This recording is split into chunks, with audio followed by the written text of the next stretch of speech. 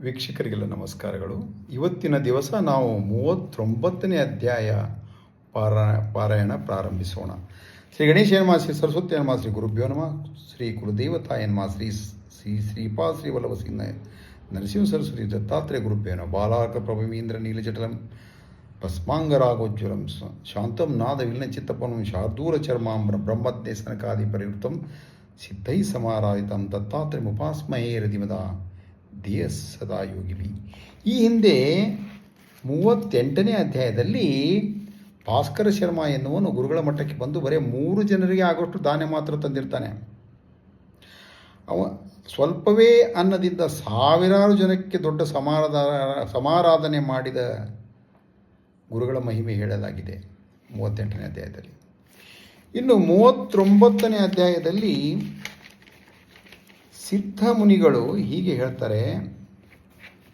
ಗಂಧರ್ವಪುರದಲ್ಲಿ ಸೋಮನಾಥನೆಂಬ ಒಬ್ಬ ವೃದ್ಧ ಬ್ರಾಹ್ಮಣನು, ಅವನ ಹೆಂಡತಿ ಗಂಗಾಂಬೆ ಎನ್ನುವಳು 60 ವರ್ಷ. ಅವಳಿಗೆ ಎಷ್ಟೋ ವರ್ಷಗಳಾದರೂ ಅವ್ರಿಗೆ ಸಂತತಿ ಆಗಿರಲ್ಲ, ಮಕ್ಕಳಿರಲ್ಲ. ದಿನಾಲೂ ಅವಳು ಗುರುಗಳ ದರ್ಶನ ಮಾಡಿ ನಮಸ್ಕರಿಸುತ್ತಾಳೆ. ಒಂದು ದಿನ ಗುರುಗಳು ಕೇಳ್ತಾರೆ, ನಿನ್ನ ಅಭೀಷ್ಟವೇನಮ್ಮ ಅಂತ ಕೇಳ್ತಾರೆ, ಕೋರಿಕೆ. ಆಗ ಅವಳು ಹೇಳ್ತಾಳೆ, ಸ್ವಾಮಿ, ಬಂಜೆಯಾಗಿರುವುದೇ ಒಂದು ದೊಡ್ಡ ದೋಷವಾಗಿದೆ ನಂದು. ಮಾತೃತ್ವವಿಲ್ಲದಿದ್ದರೆ ಸ್ತ್ರೀಯರ ಜೀವನದಲ್ಲಿ ಸಂತೃಪ್ತಿ ಇರಲ್ಲ ಅಂತ ಹೇಳ್ತಾರೆ. ಪಿತೃದೇವತೆಗಳಿಗೆ ಕೂಡ ತಮ್ಮ ಕುಲದಲ್ಲಿ ಒಂದು ಗಂಡು ಮಗುವಿದ್ದರೆ ತಮಗೆ ಎಳ್ಳು ನೀರು ಸಿಗುತ್ತದೆ. ತಿಲೋದಕವನ್ನು ಕೊಡದಿದ್ದರೆ ನರಕ ತಪ್ಪದು. ಗಂಗಾಂಬ ಹೇಳ್ತಾಳೆ, ನನಗೆ 60 ವರ್ಷ, ಈಗ ಮುಂದಿನ ಜನ್ಮಕ್ಕಾದರೂ ಮಗು ಆಗುವಾಗೆ ನನಗೆ ಆಶೀರ್ವದಿಸಿ ಅಂತಾಳೆ. ತಕ್ಷಣ ಗುರುಗಳು ಹೇಳ್ತಾರೆ, ಅಮ್ಮ, ನಿನಗೆ ಈ ಜನ್ಮದಲ್ಲಿ ಮಕ್ಕಳಾಗುತ್ತವೆ ಅಂತ ಹೇಳ್ತಾರೆ. ಆ ಗಂಗಾಂಬೆ ಹೇಳ್ತಾಳೆ, ಸ್ವಾಮಿ, ನಾನು ಮಕ್ಕಳಿಗೋಸ್ಕರ ಅನೇಕ ಯಾತ್ರೆಗಳನ್ನು ಮಾಡಿದೆ, ಪುಣ್ಯಕ್ಷೇತ್ರಗಳಲ್ಲಿ ಸ್ನಾನ ಮಾಡಿದೆ, ಹಾಗೂ ಅಶ್ವತ್ಥ ವೃಕ್ಷಕ್ಕೆ ಪ್ರದಕ್ಷಿಣೆ ಮಾಡಿ ದಣಿದು ಹೋದೆ ಅಂತಾಳೆ. ಶ್ರೀ ಗುರು ಹೇಳಿದರು, ಅಮ್ಮ, ನೀನು ಮಾಡಿದ ಅಶ್ವತ್ಥ ಪೂಜೆಯಿಂದ ಬಹಳ ಪುಣ್ಯ ಲಭಿಸಿದೆ. ಅಶ್ವತ್ಥಕ್ಕೆ ನಿಂದಿಸಿ ಪುಣ್ಯ ಕಳೆದುಕೊಳ್ಳಬೇಡ. ನಾವು ಈಗಲೂ ಅದರಲ್ಲೇ ಇರುತ್ತೇವೆ. ಪುರಾಣಗಳು ಅದನ್ನು ಅಶ್ವತ್ಥ ನಾರಾಯಣ ಎಂದು ಹೊಗಳಿದ್ದಾರೆ. ಗುರುಗಳು ಹೇಳಿದರು, ಅಶ್ವತ್ಥ ವೃಕ್ಷದಲ್ಲಿ ಸರ್ವದೇವತೆಗಳು ಇರುತ್ತಾರೆ. ಅದರ ಬಗ್ಗೆ ಬ್ರಹ್ಮಾಂಡ ಪುರಾಣದಲ್ಲಿ ನಾರದರು ಹೀಗೆ ಹೇಳಿದರು, ವೃಕ್ಷದ ಮೂಲವೇ ಬ್ರಹ್ಮ, ಮಧ್ಯದ ಭಾಗ ವಿಷ್ಣು, ಕೊನೆಯ ಭಾಗ ಶಿವ. ಅದರ ದಕ್ಷಿಣ, ಪಶ್ಚಿಮ ಮತ್ತು ಉತ್ತರ ದಿಕ್ಕುಗಳ ಕೊಂಬೆಗಳಲ್ಲಿ ತ್ರಿಮೂರ್ತಿಗಳು, ಅದರ ಪೂರ್ವ ದಿಕ್ಕಿನಲ್ಲಿ ಕೊಂಬೆಗಳಲ್ಲಿ ಇಂದ್ರಾದಿ ದೇವತೆಗಳು, ಸಪ್ತ ಸಮುದ್ರಗಳು, ಪುಣ್ಯ ನದಿಗಳು ಇರುತ್ತವೆ. ಬೇರುಗಳಲ್ಲಿ ಮಹರ್ಷಿಗಳು, ಗೋಬ್ರಾಹ್ಮಣರು, 4 ವೇದಗಳಿರುತ್ತವೆ. ಆ ಗಿಡದ ಮೂಲದಲ್ಲಿ ಅಕಾರ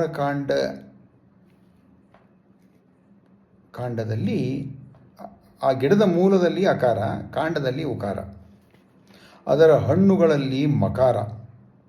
ಅಂದರೆ ಆ ವೃಕ್ಷವೆಲ್ಲ ಸೇರಿ ಪ್ರಣವ ಸ್ವರೂಪವೇ ಅಂತ ಹೇಳ್ತಾರೆ. ಅದು ಸಾಕ್ಷಾತ್ ಕಲ್ಪವೃಕ್ಷವೇ. ಈ ವೃಕ್ಷವನ್ನು ಸೇವಿಸುವ ವಿಧಾನ ನಾರದರು ಹೀಗೆ ಹೇಳಿದರು. ಅಶ್ವತ್ಥ ಪ್ರದಕ್ಷಿಣೆ ಚೈತ್ರ, ಆಷಾಢ, ಪುಷ್ಯ ಮಾಸಗಳಲ್ಲೂ, ಗುರು ಶುಕ್ರ ಮೌಢ್ಯಗಳಲ್ಲೂ, ಕೃಷ್ಣ ಪಕ್ಷದಲ್ಲೂ ಪ್ರಾರಂಭ ಮಾಡಬಾರದು.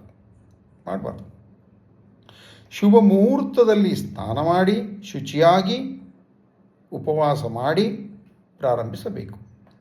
ಹಾಗೂ ಆದಿವಾರ, ಸೋಮವಾರ, ಶುಕ್ರವಾರಗಳಲ್ಲೂ, ಸಂಕ್ರಮಣವೇ ಮೊದಲಾದ ನಿಷಿದ್ಧ ಸಮಯಗಳಲ್ಲೂ, ರಾತ್ರಿ ಊಟವಾದ ಮೇಲೂ ಸೇವೆ ಮಾಡಬಾರದು. ಸಾಧಕರು ಪರನಿಂದೆ, ಜೂಜು, ಅಸತ್ಯ ಬಿಡಬೇಕು. ಒಗೆದ ಬಟ್ಟೆ ಧರಿಸಿ ಗಣಪತಿಯನ್ನು ಪೂಜಿಸಿ, ಕಲಶದಲ್ಲಿ ಗಂಗಾ ಯಮುನಾ ಪೂಜೆಗಳನ್ನು ಮಾಡಿ, ಅಶ್ವತ್ಥ ವೃಕ್ಷಕ್ಕೆ 7 ಸಲ ಭಕ್ತಿಯಿಂದ ಅಭಿಷೇಕ ಮಾಡಿ, ಮತ್ತೆ ಸ್ನಾನ ಮಾಡಿ ಆ ವೃಕ್ಷಕ್ಕೆ ಪುರುಷ ಸೂಕ್ತ ವಿಧಾನವಾಗಿ ಷೋಡಶೋಪಚಾರ ಪೂಜೆ ಮಾಡಬೇಕು. ಪೀತಾಂಬರಧಾರಿಯಾಗಿ ನಾರಾಯಣನನ್ನು ಧ್ಯಾನಿಸಿ ನಂತರ ವಿಷ್ಣು ಸಹಸ್ರನಾಮ ಹೇಳಿಕೊಳ್ಳುತ್ತಾ ಹೀಗೆ 2,00,000 ಪ್ರದಕ್ಷಿಣೆ ಮಾಡಿದರೆ ಸರ್ವ ಪಾಪ ನಾಶವಾಗಿ ತ್ರಿಕರ್ಣ ಶುದ್ಧಿಯಾಗುತ್ತದೆ.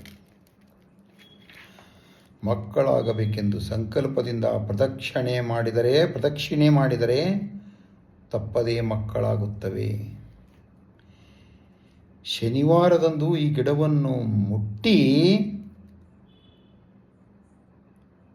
ಮೃತ್ಯುಂಜಯ ಮಂತ್ರ ಜಪಿಸಿದರೆ ಮೃತ್ಯು ಭಯ ನಿವಾರಣೆಯಾಗುತ್ತದೆ. ಅಶ್ವತ್ಥವೃಕ್ಷ ಪೂಜಿಸುತ್ತಾ ಈ ಮಂತ್ರ ಹೇಳಿದರೆ ಶನಿ ದೋಷ ಕಳೆಯುತ್ತದೆ. ಶ್ಲೋಕ ಏನಿದೆ ಅಂದರೆ, ಕೋಣಸ್ಥಃ ಪಿಂಗಳೋ ಬಭ್ರೋ ಕೃಷ್ಣೋ ರೌದ್ರಾಂತಕೋ ಯಮಃ ಶೌರಿ ಶನೇಶ್ವರೋ ಮಂದ ಪಿಪ್ಪಲಾದೇವ ಸಂಸ್ತುತ. ಗುರುವಾರ ಅಮಾವಾಸ್ಯೆಯಂದು ಅಶ್ವತ್ಥ ನೆರಳಿನಲ್ಲಿ ಸ್ನಾನ ಮಾಡಿದರೆ ಪಾಪನಾಶವಾಗುತ್ತದೆ. ಅಲ್ಲಿ ಮಾಡಿದ ಗಾಯತ್ರಿ ಜಪ 4 ವೇದಗಳು ಓದಿದ ಫಲ ಸಿಗುತ್ತದೆ. ಈ ವೃಕ್ಷ ಸ್ಥಾಪಿಸಿದರೆ 42 ತಲೆಮಾರಿನವರೆಗೆ ಸ್ವರ್ಗ ಲಭಿಸುತ್ತದೆ ಅವರಿಗೆ. ನಂತರ ಇಷ್ಟೆಲ್ಲ ಮಾಡಿ ಚಿನ್ನದ ಅಶ್ವತ್ಥವೃಕ್ಷ, ಹಸು, ಕರು, ದಕ್ಷಿಣೆಯೊಂದಿಗೆ ಸುಶೀಲರು ಮತ್ತು ವೇದ ವಿಪ್ರರಿಗೆ ದಾನ ಕೊಟ್ಟರೆ ಅಭಿಷ್ಟೆ ನೆರವೇರುತ್ತದೆ. ಅಮ್ಮ, ಅಶ್ವತ್ಥ ವೃಕ್ಷದ ಮಹಾತ್ಮೆ ಎಂಥದ್ದು ತಿಳಿಯಿತಾ? ಅದನ್ನು ನಿಂದಿಸಬೇಡ ಅಂತಾರೆ ಗುರುಗಳು. ನಾನು ಹೇಳಿದ ಹಾಗೆ ಮಾಡು ಅಂತಾರೆ. ಅವಳು 3 ದಿನ ಉಪವಾಸ ಮಾಡಿ 3 ಹೊತ್ತು ಷಟ್ಕೂಲ ತೀರ್ಥದಲ್ಲಿ ಸ್ನಾನ ಮಾಡಿ ಗುರುಗಳು ಹೇಳಿದಾಗೆ ಅಶ್ವತ್ಥವನ್ನು ಸೇವಿಸಿ ಅದಕ್ಕೆ 7 ಬಿಂದಿಗೆ ಹಾಕಿ ಗುರು ಸಹಿತ ಪೂಜೆ ಮಾಡಿದಳು. 3ನೇ ದಿನ ರಾತ್ರಿ ಒಬ್ಬ ಬ್ರಾಹ್ಮಣ ಸ್ವಪ್ನದಲ್ಲಿ ಬಂದು ಕಾಣಿಸಿಕೊಂಡು ಹೇಳ್ತಾರೆ, ಗುರು ಕೊಟ್ಟ ಪ್ರಸಾದವನ್ನು ಸ್ವೀಕರಿಸು ಎಂದು. 4ನೇ ದಿನ ದಂಪತಿಗಳು ಗುರುಗಳ ಹತ್ತಿರ ಹೋಗ್ತಾರೆ, ನಮಸ್ಕಾರ ಮಾಡ್ತಾರೆ. ಆಗ ಗುರುಗಳು ಅವಳಿಗೆ 2 ಹಣ್ಣುಗಳು ಆಕೆ ಕೈಯಲ್ಲಿಟ್ಟು ಪಾರಣೆ ಆದ ಮೇಲೆ ಈ ಹಣ್ಣುಗಳನ್ನು ತಿನ್ನು ಅಂತ ಹೇಳ್ತಾರೆ. ಆಕೆ ಹಾಗೆ ಮಾಡ್ತಾಳೆ. ಆ ದಿನ ಸೂರ್ಯಾಸ್ತ ಸಮಯಕ್ಕೆ ಮುಂಚೆ ಆಕೆ ರಜಸ್ವಲೆ ಆಗ್ತಾಳೆ. 4ನೇ ದಿನ ಸ್ನಾನದ ನಂತರ ಗುರುವಿಗೆ ಪೂಜೆ ಮಾಡಿ ಗುರುವಿನ ಆಶೀರ್ವಾದ ಮಾಡ್ತಾರೆ. ಅವಳಿಗೆ ನಿನಗೆ ಪೂರ್ಣಾಯುಷಿಗಳಾದ ಮಕ್ಕಳು ಹುಟ್ಟುತ್ತಾರೆ ಅಂತ ಆಶೀರ್ವಾದ ಮಾಡ್ತಾರೆ. 5ನೇ ದಿನ ಆಕೆ ಗರ್ಭ ಧರಿಸಿದಳು. ಆಕೆ ಗಂಡ ಅವಳಿಗೆ ಸಂತೋಷದಿಂದ ಪೂಂಸವನ ಮತ್ತು 8ನೇ ತಿಂಗಳು ಸೀಮಂತಗಳನ್ನು ಮಾಡಿದ.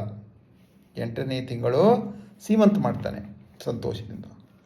ಕಪ್ಪು ಕೂದಲು ಇಲ್ಲದೆ ತಲೆಯೆಲ್ಲ ನೆರೆತು ಹೊಲ್ಲು ಬಿದ್ದು ಹೋಗಿದ್ದ ಆ ವಯಸ್ಸಿನಲ್ಲೂ ಆಕೆ ಗರ್ಭವತಿಯಾದಳೆಂದು ಎಲ್ಲರೂ ಆಶ್ಚರ್ಯಪಟ್ಟು ಇದು ಗುರುವಿನ ಮಹಿಮೆ ಮತ್ತೇನೂ ಅಲ್ಲ ಅಂತಾರೆ. 9 ತಿಂಗಳು ತುಂಬಿದಾಗ ಆಕೆಗೆ ಹೆಣ್ಣು ಮಗು ಹುಟ್ಟುತ್ತದೆ. ಮಗುವಿಗೆ ಗುರುವಿನ ಹೆಸರು ಸರಸ್ವತಿ ಎಂದು ಹೆಸರಿಡ್ತಾರೆ. ಅವಳು ಗುರುವಿನ ದರ್ಶನ ಮಾಡಿ ಗುರುವಿನ ಮುಂದೆ ಇಟ್ಟು ನಮಸ್ಕರಿಸಿ ಆಗ ಗುರು ಹೇಳ್ತಾರೆ, ಇದು ಹೆಣ್ಣು ಮಗು ಗಂಡು ಮಗು ಅಲ್ಲ, ನಿನಗೆ ಒಂದು ಮಗನೂ ಹುಟ್ಟುತ್ತಾನೆ ಅಂತ ಹೇಳಿ ಆಶೀರ್ವಾದ ಮಾಡ್ತಾರೆ.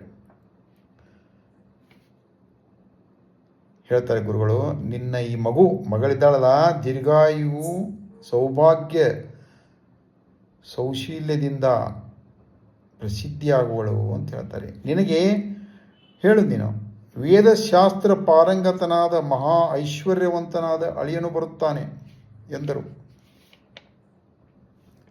ಅಳಿಯ ಈ ಥರ ಇರ್ತಾನೆ. ನೀ ಹೇಳೀಗ ನಿನಗೆ ಎಂಥ ಗಂಡು ಮಗು ಬೇಕು? 100 ವರ್ಷ ಬದುಕುವ ಮೂರ್ಖ ಬೇಕೋ ಇಲ್ಲ 30 ವರ್ಷ ವಿದ್ವಾಂಸ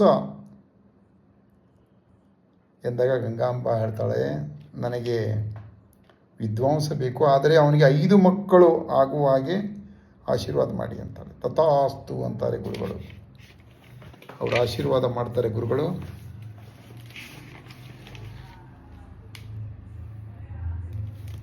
ಒಂದು ವರ್ಷದಲ್ಲಿ ಆಕೆಗೆ ಮಗನೂ ಹುಡ್ತಾನೆ. ಅವನಿಗೆ ಕೂಡ ನರಸಿಂಹ ಎಂದು ಗುರುವಿನ ಹೆಸರೇ ಇಡ್ತಾರೆ. ಕಾಲಾಂತರದಲ್ಲಿ ಅವ ಮಹಾ ಪಂಡಿತನಾಗಿ 5 ಮಕ್ಕಳನ್ನು ಪಡೆದು ಗಂಗಾಂಬಳ ಮಗಳು ಸರಸ್ವತಿ ಕೂಡ ದೊಡ್ಡ ಯತ್ನ ದೀಕ್ಷಿತನೊಡನೆ ಮದುವೆ ಆಗುತ್ತೆ ಕೊಡೋದು. ಆ ಯಜ್ಞ ದೀಕ್ಷಿತಿದ್ದಾನಲ್ಲ, ಆತನಿಂದ ಯಜ್ಞ ಮಾಡಿಸುವುದಕ್ಕೆ ಕಾಶಿಯಿಂದ ಶ್ರೀಮಂತರು ಪಂಡಿತರು ಆತನನ್ನು ಕರೆದುಕೊಂಡು ಹೋಗ್ತಿರ್ತಾರೆ. ಶ್ರೀ ಗುರು ಎಂತಹದ್ದು ನೋಡಿದೆಯಾ ಗುರುಕೃಪೆ ನಾಮಧಾರಕ ಅಂತ ಅವರು ಸಿದ್ಧಮುನಿಗಳು ಹೇಳ್ತಾರೆ. ಅವರ ಅನುಗ್ರಹದಿಂದ ಅಸಾಧ್ಯವೂ ಸಾಧ್ಯವಾಗುತ್ತದೆ, ಅವರಲ್ಲಿ ದೃಢವಾದ ನಂಬಿಕೆ ಇಡುವುದೇ ನಮ್ಮ ಕರ್ತವ್ಯ ಅಂತ ಸಿದ್ಧಮುನಿಗಳು ಹೇಳ್ತಾರೆ. ಅಲ್ಲಿಗೆ 39ನೇ ಅಧ್ಯಾಯ ಮುಕ್ತಾಯವಾಯಿತು. ದತ್ತಾಯ ಗುರುವೇ ನಮಃ, ಶ್ರೀಪಾದ ಶ್ರೀವಲ್ಲಭಾಯ ನಮಃ, ಶ್ರೀ ನರಸಿಂಹ ಸರಸ್ವತಿಯೇ ನಮಃ. ತಾವು ಲೈಕ್ ಮಾಡಿ, ಸಬ್ಸ್ಕ್ರೈಬ್ ಮಾಡಿ ಹಾಗೂ 40ನೇ ಅಧ್ಯಾಯಕ್ಕೆ ಕಾಯಬೇಕಾಗಿ ವಿನಂತಿ.